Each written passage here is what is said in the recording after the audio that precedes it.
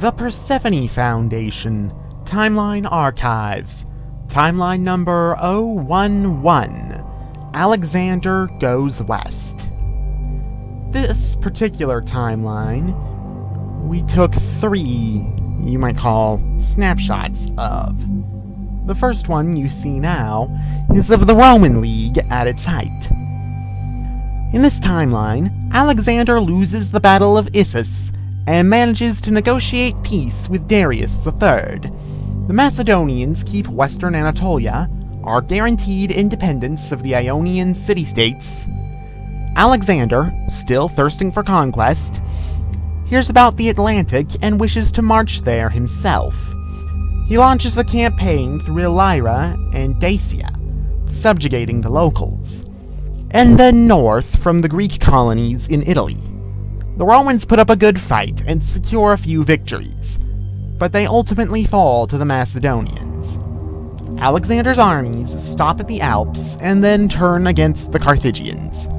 Alexander finally dies as he's campaigning in Iberia.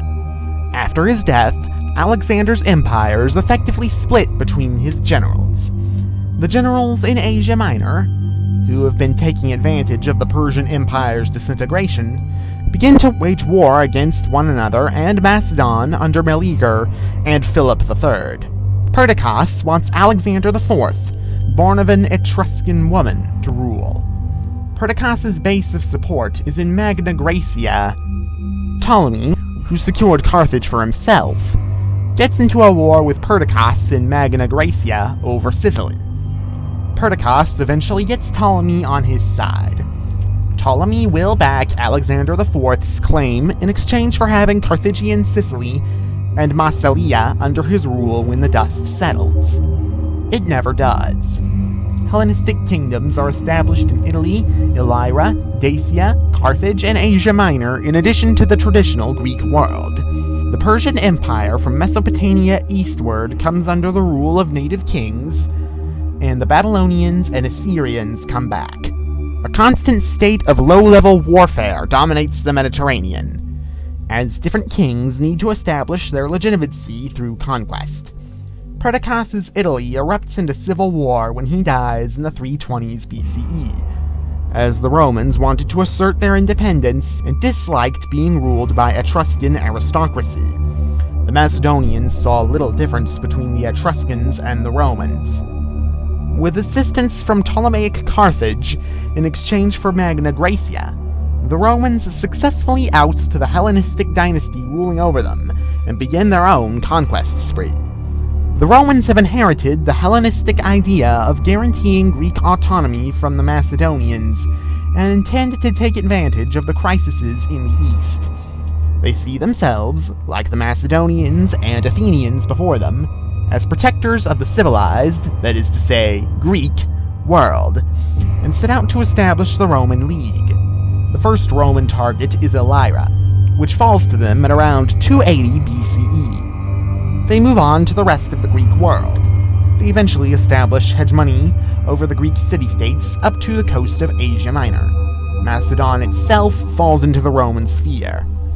The Romans are still interested in keeping Rome safe, even more so after the Macedonian invasion, and also expand up to what is, in your timeline, Transalpine Gaul, to create a barrier between Rome and the barbarians. At around 200 BCE, the Romans get into a conflict with Carthage when some Italian tribes get into a war. The Romans back some, and the Carthaginians back their rivals. The Romans win this first Carthaginian war, gaining Massalia, Sicily, Corsica, Sardinia, and Magna Graecia. A conflict between the Greek cities and the remnants of the Macedonian Empire in the 150s BCE leads to Rome invading and taking Western Asia Minor and the northern half of the Levant. This is followed by a war with Egypt in the 80s BCE, which is having problems with revolts that the Romans support from Syria. The Egyptians feel that Rome is threatening their position in the Levant and begin to attack Roman garrisons, which they assert have been built on Egyptian territory. Rome invades and takes Egypt, becoming one of the most powerful empires in the world. Snapshot number 2 was taken in 1941 CE. The Roman Empire was a lot smaller.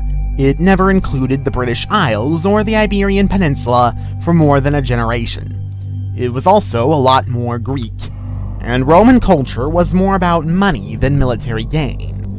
Instead of racking up huge sums of debt and expensive wars, except for a huge failed war at the beginning of the empire to try and conquer the Middle East, Greece and Macedon had a lot of autonomy, as did most of the empire. The Persian Empire later reunited and picked itself up. Zoroastrianism became a lot more organized, and the Persians had a couple of centuries where they were convinced that Ahura Mazda wanted them to conquer everything. Christianity, Judaism, and Islam never developed, and the Roman gods were Hellenized. The Roman Empire didn't fully collapse until 1051 AD, though they had stopped having any real power since about 500 AD. The Germanic, Slavic, and Hunnic migrations that forced Rome to collapse didn't really happen. The Slavs were pushed eastwards. They're pretty much only in what you know as Russia. And the Germans went more eastwards. They're in northern and eastern Germany, up to what you know as Russia. And they never migrated to the British Isles. All of the Huns, Vandals, Turks, and Mongols had a much more fun time in China, where they were able to significantly alter the culture, though the invaders' own culture was always swallowed up by the Han. One obvious difference in Chinese culture is the introduction of large amounts of horses, cows, and dairy products. Buddhism got driven out of China, but a new monotheistic religion based on the Mongolian traditional religion Tengriism was introduced. Though the Western world clung too much to Aristotle and Plato in terms of science, and China was busy spending about 1,000 years under barbarian yoke, science progressed almost as quickly as it does in your world. This was mainly due to a Persia which had reconquered Anatolia, Egypt, and India, and had, by about 1000, lost a little of its crazy religious zeal. The scientists of the world flocked to Persepolis, and things like the wheelbarrow, negative numbers, the compass, and even the printing press were invented in the Middle East. These ideas quickly traveled to Europe, but less so to China. As the European nations spread across the globe, a smaller Roman Empire was recreated in 1567.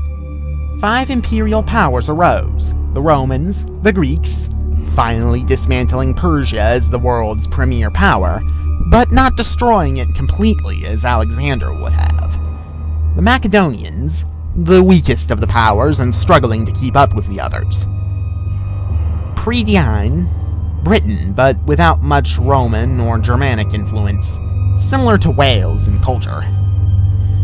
And the first colonial power, Tartessos, ethnically white European, but linguistically North African Berber, with some Celtic mixes. After a major war in 1859 through 1868, more similar to the Napoleonic Wars rather than the World Wars, in which much blood was let upon the continent, the nations came together to form the Pact of the Five Empires.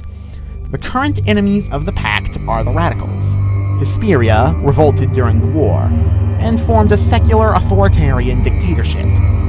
During the South Hesperian Wars, in 1880 through 1900, it helped some of its southern neighbors gain independence.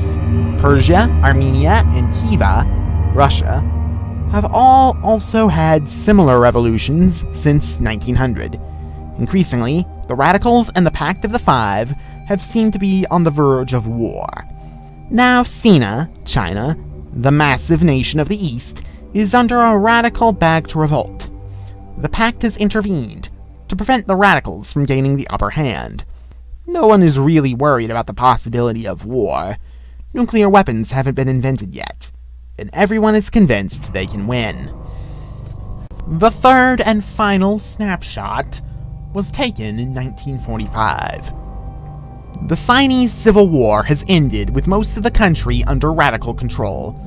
The cultural destruction instituted by the radical government is matched only by the mass executions directed against the oppressive Confucian scholars, which really just means anyone the Revolutionary Youth Battalions could get their hands on.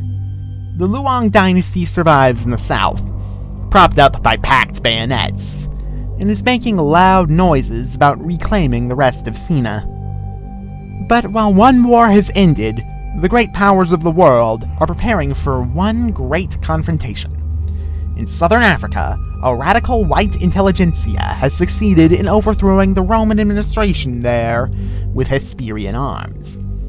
This successful revolution has inspired colonial subjects throughout the world. The radicals can only welcome this development. Already, the Hesperians have overthrown 2 colonial administrations to the south of the Wall of Death, and are poised to strike at the rest of Hesperia. The Kivans and Germans are building up troops on the borders of neutral Burgundar, the government of which is being torn in half between radicals and conservatives. The Arabian Defensive League formed in response to threats between radical Persia and Pactist Greece, and they want nothing to do with the upcoming nonsense. Tensions are at an all-time high, and everyone knows that war is coming. By the end of June 1945, Burgundar and Kievan border patrols get into a quick skirmish, and the world is never the same. Points of interest. The Hesperians wanted access to the Gulf. A few cases of lead poisoning within Roman Hesperia's colonial leadership did the job. The kingdom of Tehutucan fears that it is next on Hesperia's list. Germania is building up its forces on the eastern border because Khiva is making threats about spreading the revolution to neutral Burgundar. Macedon gained the Pillars of Hercules after a war with the Tartessans in the 18th century. The Basilius of Greece is also Emperor of Exum. German Africa was initially a slave colony established by the Hesperians. The Predaenians and Romans let the native kingdoms run their own affairs. The white settlers had a real problem with Rome's attempts to centralize rule. The Atlanteans have seen the writing on the wall and want nothing to do with it. Radical Armenia still allows the worship of the old Kievan gods. The polytheistic Arabs are wary of radical Persia, but also hate the Greeks, because the Greeks are willing to do nasty things to take control of the Red Sea. Greek India is still dominated by trading companies that have diversified to include manufacturing and defense. Luang India never loved the Pactists, but it's foolish to bite the hand that feeds you. This has been another Persephone Foundation Timeline reading. Thank you for listening.